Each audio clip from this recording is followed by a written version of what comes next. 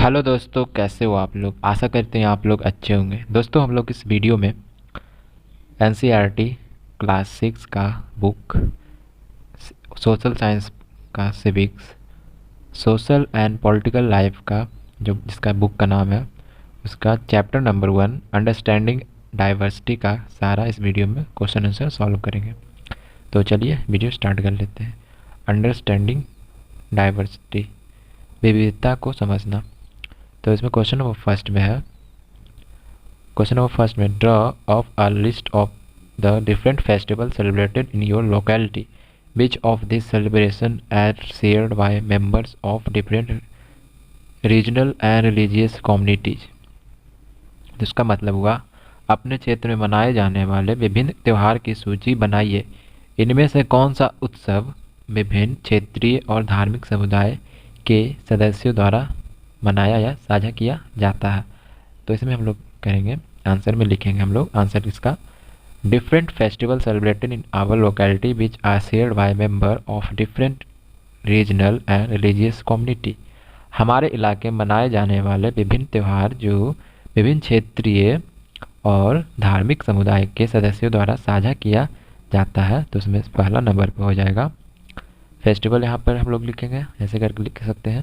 तो पहले फेस्टिवल समारोह या फिर त्यौहार, उसके बाद सेलिब्रेटेड बाय डिफरेंट रिलीजन। तो इसमें सबसे पहला हम लोग लिखेंगे दीपावली। दीपावली किसका है? ये हिंदू का त्यौहार है, बट इसे शेयर्ड बाय डिफरेंट कम्युनिटीज यानी विभिन्न समुदाय द्वारा साझा किया गया है। मतलब कौन कौन और मनाते हैं? हिंदू, सिख, मुस्लिम। नेक्स्ट है होली, ये भी हिंदू का है, इसमें भी हिंदू, सिख, मुस्लिम। रक्षाबंधन, रक्षाबंधन हिंदूज, हिंदू, सिख, मुस्लिम। नेक्स्ट जन्माष्टमी हिंदूज, फिर Hindu, Sikh. Dussehra Hindus, Hindu, Sikh. Makar Sankranti Hindus, Hindu, Sikh. Next Pongal, Pongal Hindu south India में से मनाया जाता है। कौन सा? नेक्स्ट है ओनाम, ओनाम भी हिंदूज साउथ इंडियन। फिर है बैसाखी हिंदूज एंड सिख्स, ये मेनली सिख्स, पंजाबी, हरियाणवी और दिल्ली में मनाया जाता है। नेक्स्ट है ईद, ईद EID होगा। नेक्स्ट है इसका होगा मुस्लिम, मुस्लिम हिंदू। नेक्स्ट बकरीद, इसका मुस्लिम। नेक्स्ट मुहर्रम, ये भी मुस्लिम। इसमें है प्रॉफेट मोहम्मद बर्थडे, ये भी मुस्लिम। नेक्स्ट है गुड फ्राइडे, ये क्रिश्चियन, क्रिश्चियन हिंदू मुस्लिम। नेक्स्ट है क्रिसमस, तो ये होगा क्रिश्चियन। नेक्स्ट है महावीर जयंती, जैन, इसमें भी जैन। नेक्स्ट है बुद्ध पूर्णिमा, बुद्ध पूर्णिमा बुद्धिस्ट और बुद्धिस्ट एंड हिंदूज। नेक्स्ट है गुरु नानक बर्थडे यानी गुरु नानक जयंती, तो इसका होगा सिख एंड सिख हिंदूज। नेक्स्ट है क्वेश्चन नंबर 2 में है, क्वेश्चन नंबर 2 में है what do you think living in India with its rich heritage of diversity adds to your life.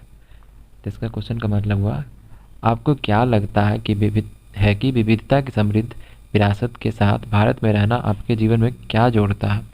तो इसका आंसर हम लोग लिखेंगे since India has a rich heritage of diversity people celebrate festival of other communities, speak different language, our music and dance are enjoyed by all, people have learned to eat food from different region, it is a new experience। चूँकि भारत में विविधता की समृद्धि विरासत है, इसलिए लोग अन्य समुदाय के त्यौहार मनाते हैं, विभिन्न भाषाएं बोलते हैं और हमारा संगीत और नृत्य सभी को पसंद आता है। लोगों ने विभिन्न क्षेत्रों में से खाना सीख लिया है, यह एक नया अनुभव भी है। नेक्स्ट है क्वेश्चन नंबर 3 में do you think the term unity in diversity is N appropriate term to describe India? What do you think Nehru is trying to say about Indian unity in the sentence quoted above from his book The Discovery of India? इसका question का मतलब हुआ क्या आपको लगता है कि अनेकता में एकता शब्द भारत का वर्णन करने के लिए उपयुक्त शब्द है? आपको क्या लगता है कि नेहरू अपनी पुस्तक द डिस्कवरी ऑफ इंडिया से ऊपर वाक्य में भारतीय एकता के बारे में क्या कहना चाह रहे हैं? तो इसका आंसर होगा yes, I believe unity in diversity is an appropriate term to describe India. हाँ, मेरा मानना है कि अनेकता में एकता भारत का वर्णन करने के लिए एक उपयुक्त शब्द है। नेक्स्ट है India is a large country and people of different parts follow different faiths, speak various languages, wear and eat differently. This show that India has a diversity spread across its people. Bharat एक बड़ा देश है और विभिन्न हिस्सों के लोग विभिन्न धर्मों का पालन करते हैं, विभिन्न भाषाएं बोलते हैं, अलग अलग पहनते हैं और खाते हैं। इससे पता चलता है कि भारत के लोगों में विविधता फैली हुई है। इसमें और है unity despite the diversity as Indian we are one, as an Indian we are no more a Gujarati और a Bengali. We celebrate the national day with equal zeal, we sing the national anthem with the same passion. This show our unity. Therefore the phrase unity in diversity is justified. इसका मतलब होगा विविधताओं के बावजूद भारतीय होने के नाते हम एक हैं। एक भारतीय के रूप में हम अब गुजराती या बंगाली नहीं हैं। हम राष्ट्रीय दिवस को सम्मान उत्साह के साथ मनाते हैं। हम उसी जुनून के साथ राष्ट्रगान गाते हैं।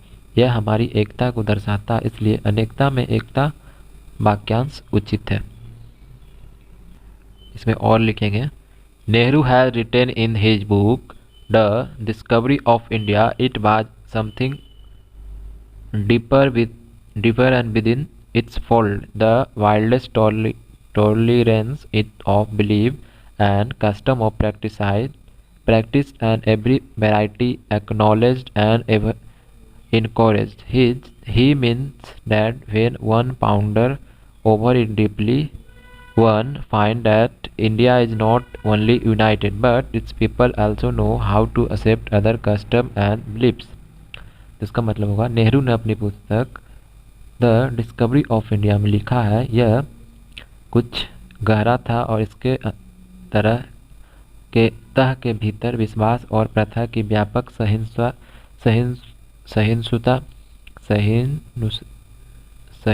सहिष्णुता का अभ्यास किया गया था और हर किस्म को स्वीकार किया गया और प्रोत्साहित भी किया गया था। इसका मतलब है कि जब कोई इस पर गहराई से विचार करता है तो पता है कि भारत न केवल एकजुट है, it's not only United but it's, बल्कि इसके लोग अन्य रीति रिवाजों और मान्यताओं को स्वीकार करना भी जानते हैं। नेक्स्ट क्वेश्चन है क्वेश्चन नंबर 4 में underline the line in the poem song after the Jallianwala massacre which according to you reflect India essential unity. Jallianwala हत्याकांड के बाद गाई गई कविता में उस पंक्ति को रेखांकित करें जो आपके अनुसार भारत की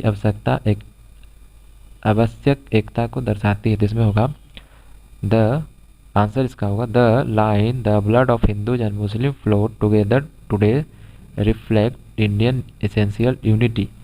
लाइन हिंदुओं और मुसलमानों का खून आज एक साथ बहता है भारत की आवश्यक एकता को दर्शाता है। नेक्स्ट क्वेश्चन है क्वेश्चन नंबर 5 में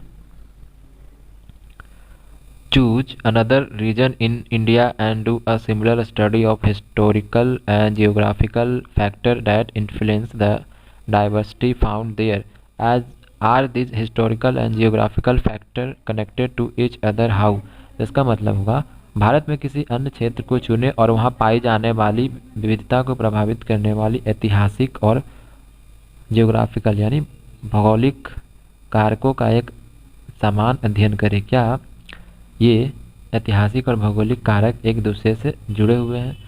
अगर जुड़े हुए हैं तो कैसे? तो इसका हम लोग लिखेंगे, इसका आंसर लिखेंगे we choose Assam and Maharashtra in India. हम भारत में असम और महाराष्ट्र को चुनते हैं।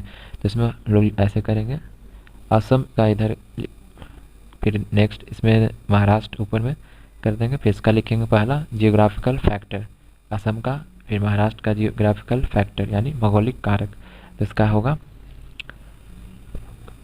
फर्स्ट नंबर टोपोग्राफी, तो इसका होगा टोपोग्राफी यानी स्थलकृति। रिवर ब्रह्मपुत्री वैली, ब्रह्मपुत्र घाटी का नदी। और महाराष्ट्र का होगा फर्स्ट प्लेटू टोपोग्राफी।